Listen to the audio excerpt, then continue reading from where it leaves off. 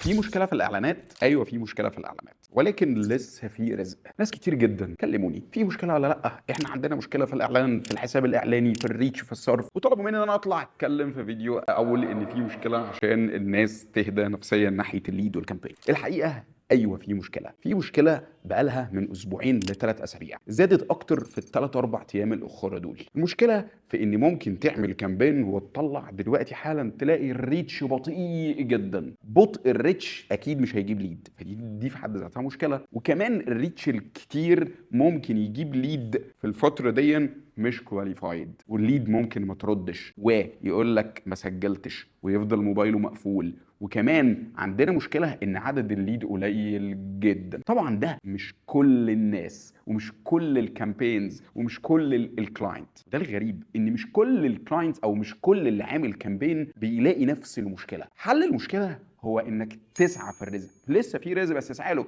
سعيك ورا الرزق اللي هيخليك في الآخر هو إنك لازم تطلّع.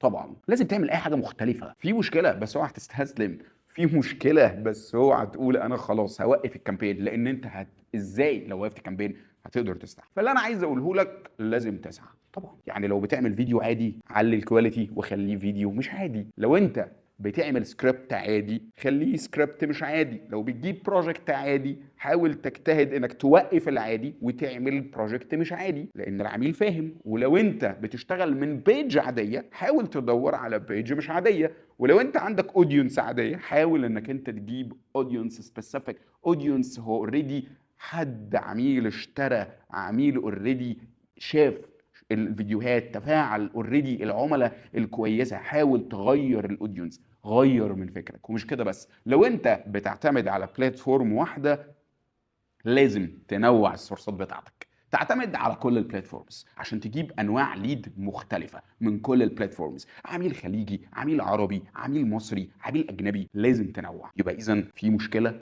بس في رزق برضه يبقى علشان تحل المعادلة لازم تجتهد، وده اللي مخلّي في client أو في شركة broker أو developer هو already شغال حلو جدًا، وشركة تانية هو مش عارف يعمل أي حاجة، وده لإن من الآخر الماركتير اللي مش هيسعى على التغيير في الكامبين هيزعل ويزعل البروكر او الديفلوبر منه، ولكن الماركتير اللي هيسعى بجد وقلب ويبقى قتيل على انه يجيب ليد كويسه ربنا بيكرم والليد بتيجي وبتبقى كويسه. ولكن كل النصيحه اللي اقدر انصحها لك كاونر لشركه بروكر او ديفلوبر لازم تبقى فاهم ان في مشكله حاليه سببها الابديتس اللي حصلت على ميتا والابديتس كمان اللي موجوده في التيك توك، وكمان سببها ان ممكن يبقى احنا محتاجين بس ننقل نقله ثانيه من ميتا لكل البلاتفورمز. طيب النصيحه اللي اقدر اقفل الفيديو قبل ما اقفل الفيديو اقولها لك وهو انك اعمل كامبين بس بحذر، يعني اطلع تدريجي. كامبين واحده تست الكواليتي، تست الريتش، تست التفاعل، ظبطت تخش في الثانيه. بلاش تخش بقلب قوي ب3 4 5 6 كامبين في نفس الوقت لانك هتخسر فلوسك